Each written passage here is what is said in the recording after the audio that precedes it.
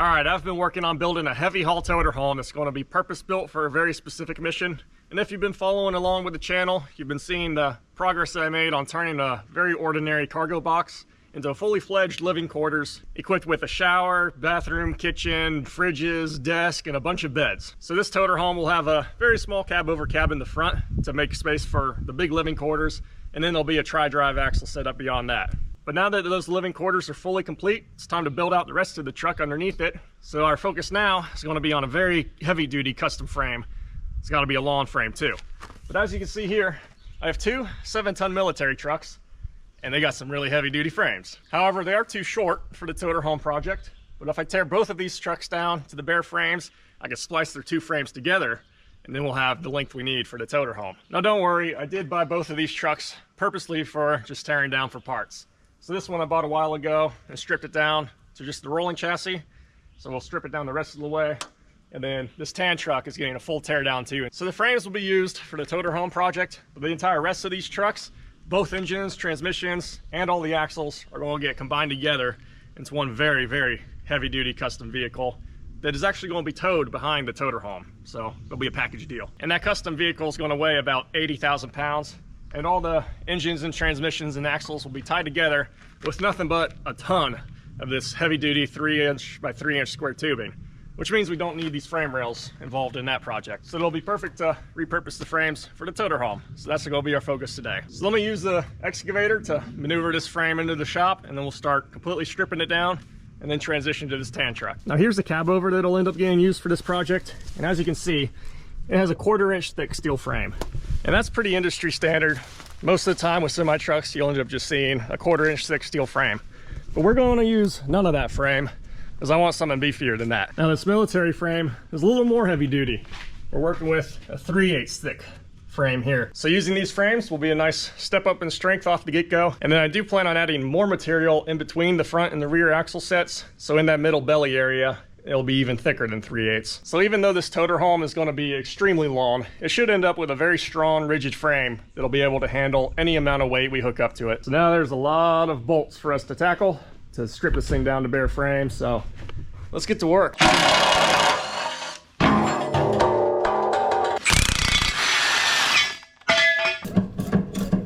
the steering wheel might pop off.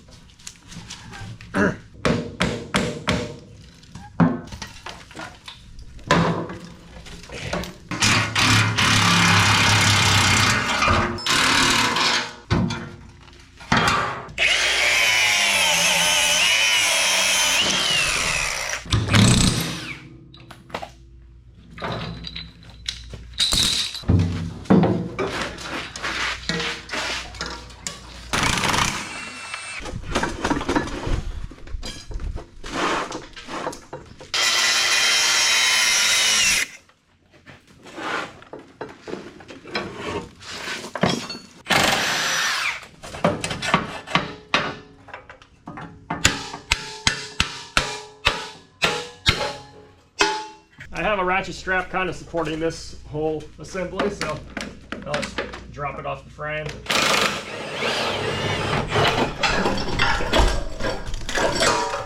See, that kind of worked. One last bolt over here. I bet I can just knock it out with a hammer. Barely hooked.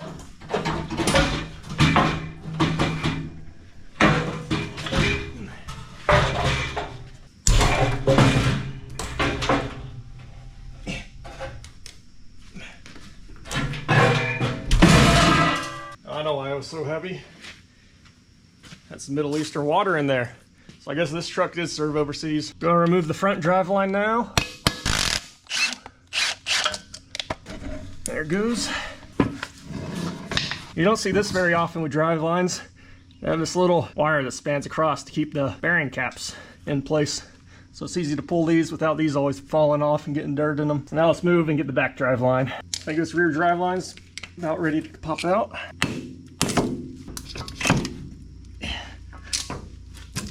Oh gosh, there it goes. Everything on these trucks is pretty heavy for some reason. Now the interesting thing with these trucks is that look at all these hoses that run up here. and they're all vents. All the hubs, differentials, transfer case, air brake valves. They all have long vent hoses. I chopped through them all. But that allows everything to vent way up high. So you can submerge this truck in water up to that height and nothing will get into the vents. But anyhow, now we're looking at this big old weird cross member chaos going on here, and I don't need any of it. So let's start working on unbolting all that.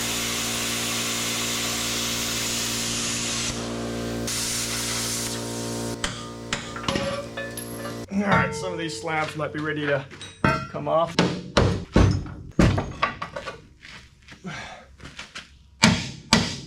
This is the most complicated cross member I've ever seen.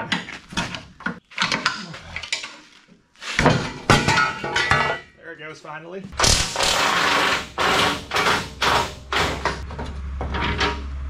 All right.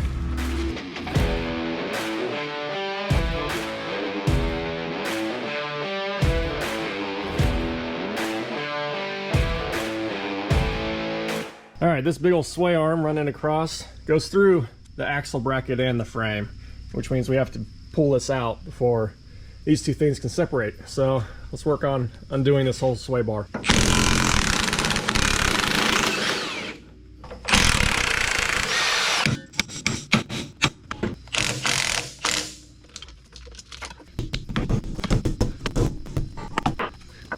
Well, these sway bar shafts won't slide out at the moment because the tires are in the way. So we'll leave them in for now, pull them out later. But next, let's tackle all this air plumbing chaos and get that out of here. I won't be reusing any of this stuff. Just tear it out.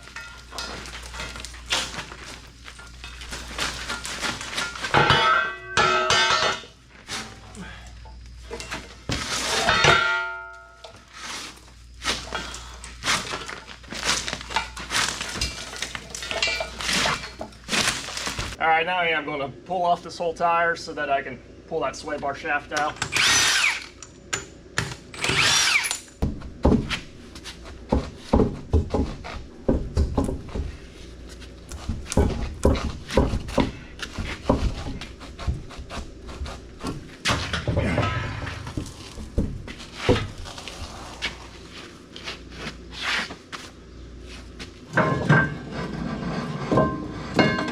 There we go. It's quite the sway bar.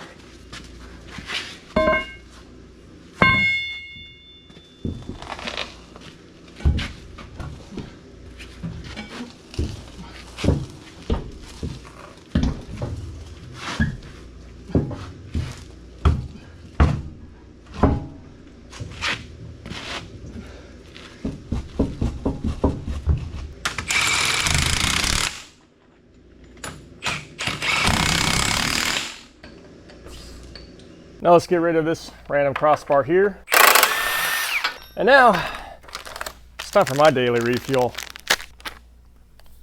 I just ate some Groons and they're the sponsor of today's video. And in just 8 of these gummies contains my daily serving of critical vitamins and nutrients stemming from over 60 whole food ingredients to power me through my work. Groons is like taking a greens powder, prebiotic, multivitamin, super mushroom blend, and more, and jamming all of that into the most convenient form that I can think of, some gummies. And trying to source all those healthy foods separately would be way more expensive than just one simple pack of 8 Groons gummies, which, by the way, are way more delicious than I was expecting, and definitely something I look forward to enjoying each day. It's definitely clear to see that Groons put a lot of effort into perfectly formulating the balance of all these whole food ingredients to perfectly deliver exactly 100% daily value of all these critical vitamins in just one simple pack of 8 gummies a day. Something that sets Groons apart is that Groons is methylated, which basically means that these vitamins are in a form that our bodies can really efficiently absorb. So if you'd like to learn more about Groons and get up to a 52% off discount, then click on the link in my description below, and thank you Groons for sponsoring today's video. All right, now for the least fun part of this task, cutting off these axle assemblies, which aren't going to be that fun because they're held on with huck bolts, which are a special type of fastener that can't be undone. Everything else has been held on with just nuts and bolts, and obviously those are easy to work with. But huck bolts, they're more like a giant rivet, and it kind of looks like they have threads, but that's more so just for this collar to crimp into rather than actually thread onto. So this is never designed to twist. First, we need to unbolt this bump stop because there's some more huck bolts hiding behind that. So the only real way to get through them is to just liquefy them. So I have a plasma cutter and an acetylene torch. I've already done a bunch on this frame rail, and I think I like the plasma cutter better. So now let's start getting through them all. There's a bunch all throughout here.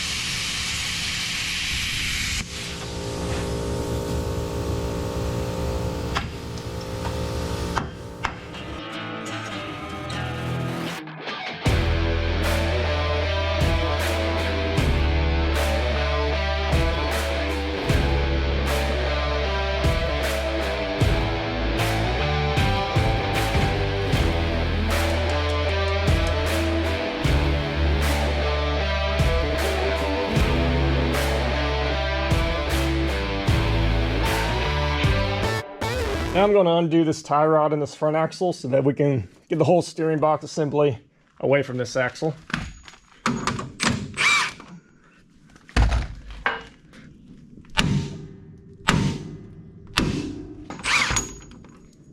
And as for the rest of this, I do have some bolts put back in where some huck bolts went, and that's all that's holding on these axle assemblies anymore. So I think we're ready to bring it out of the shop and completely disassemble this the rest of the way.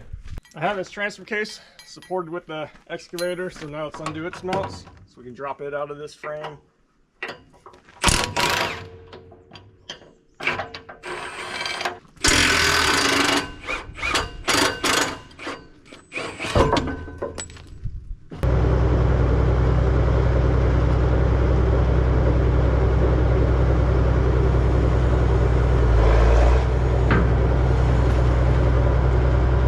Use the excavator to drop these steering boxes too.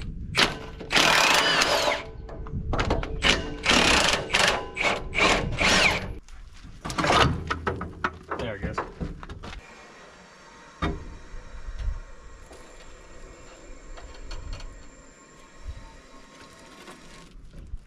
I'm also going to see if this front axle is ready to drop right here.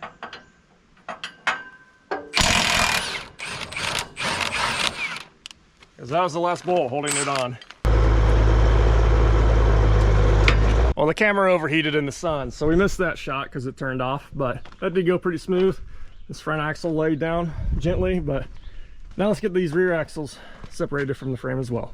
I guess I was expecting the front of this to drop to the ground when I unhooked this, but I guess it makes sense why it doesn't. That's a big old rear axle worth of counterweight back there.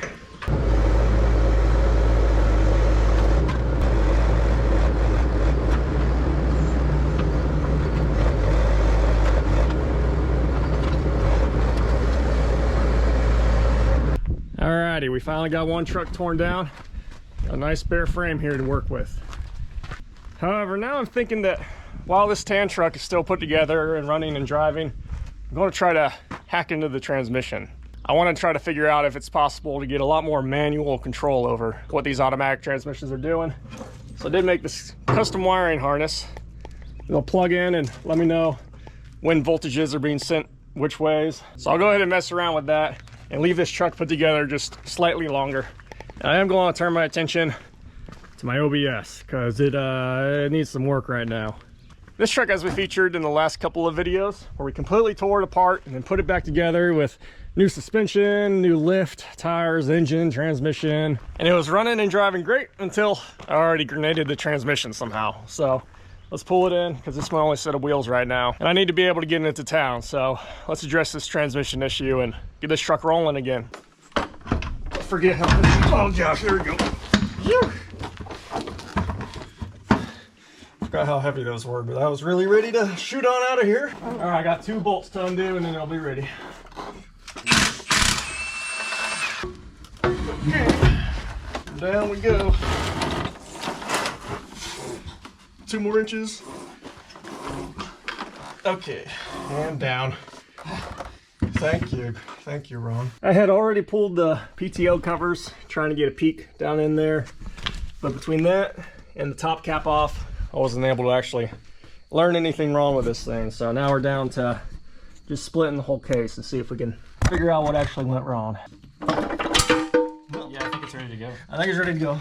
Well, I found out what happened with this trans. This bearing in here grenaded and seized up. Because this whole shaft of gears is fixed together, but on this one, all these gears spin against each other with all these bearings in between, so you get all your different gear ratios.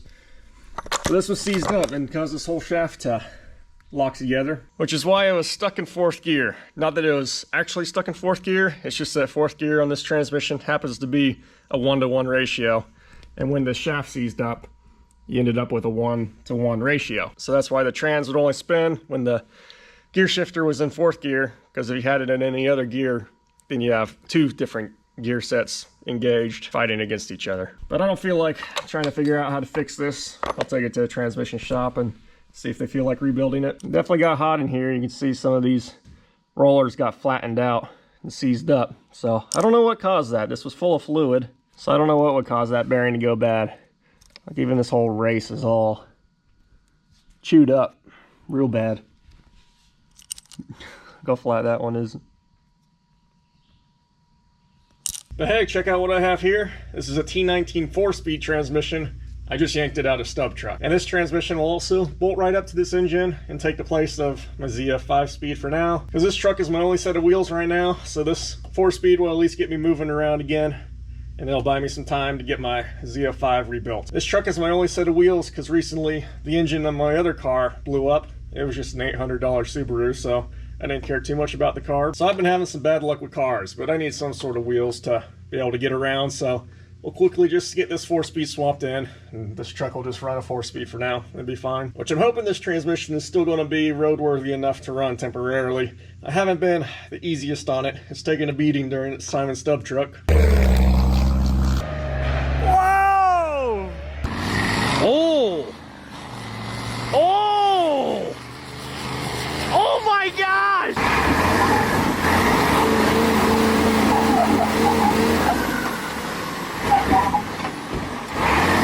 So let's see if I can get creative with some ratchet straps and get this trans lifted up in here. The clutches are not interchangeable between the 2 transmissions, so I already have the flywheel and clutch from stub truck bolted up here too. So now everything should be ready to seat together.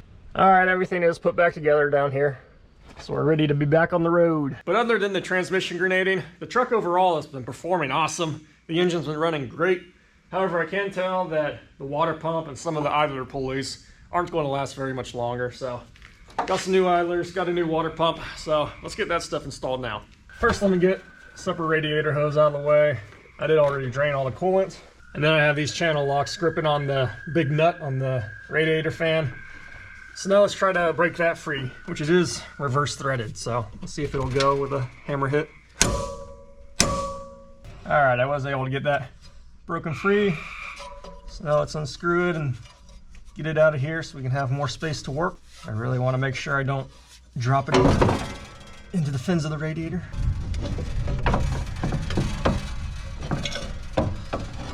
I'm also gonna get this whole radiator shroud out of here.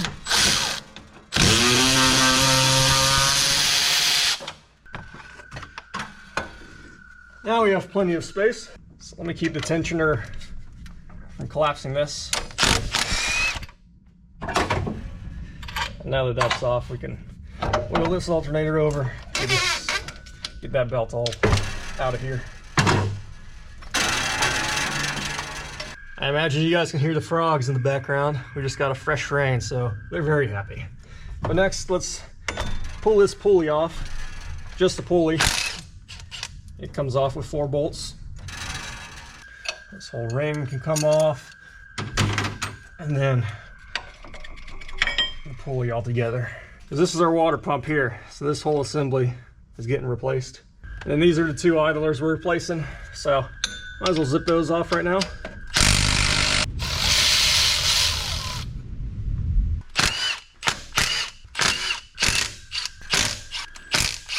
Now let's see, this whole thing's ready to pop loose. Yep, there we go. Old water pump out of here. All right, I did polish up this whole surface. The water pump mounts too. Got rid of all the old gasket and wire wheeled everything clean. So now let's get the new one here. It feeds into all 4 of these ports. Got a new gasket on there too. So now let's get this started down in here. Now let's start putting everything back together. I'm gonna get this new idler pulley on. We'll try to drop the fan and the shroud in together. I feel like that might make it easier to fit these pieces in here. Then back where we started, just this upper radiator hose and put some coolant back in here and everything will be good to go again. This truck also needs its rear brakes replaced. Matter of fact, I have the brake line literally capped off to where the rear brakes aren't even doing anything right now. I've only been running with front brakes on the truck for now. So it's great for burnouts, but not great for stopping when you're going down the road, especially towing a trailer. So, have some new brake pads, new drum for this side, because this side's completely worn down. And then the other side, it's not worn down all the way because everything's soaked in oil because of a seal leak over there. So that side has its own issues, but this side should just need new drum and new pads. And then we'll have some rear brakes. And then my parking brake has also not been working because of the parts that need replaced. So that'll also be nice to have.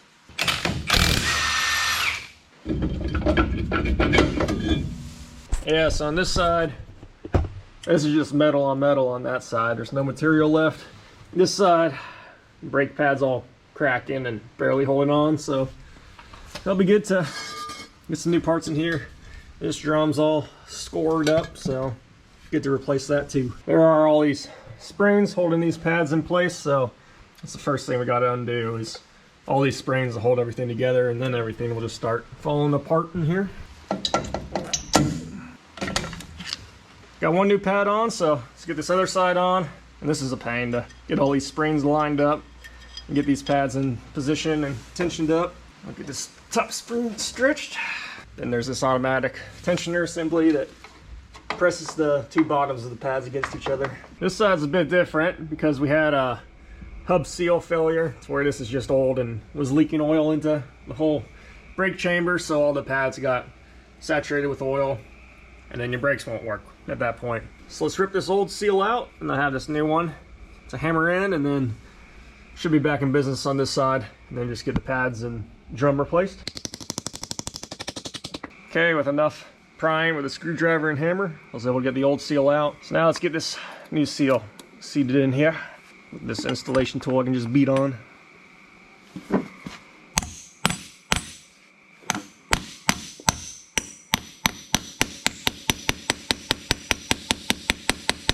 I did get the spindle all cleaned up and polished. So now let's get a little bit of oil on this new seal and get all this installed back together.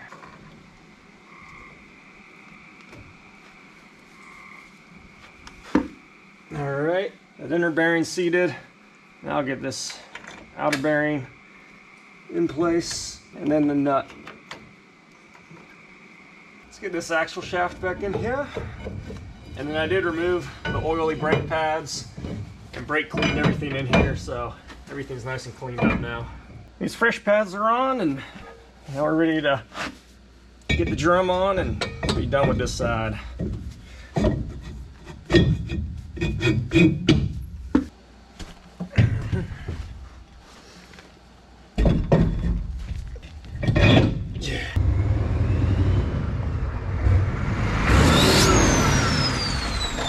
Thanks for watching. Subscribe so you don't miss out on this custom frame getting built. And big thanks to Grooms for sponsoring today's video. Click the link in my description below to learn more about them.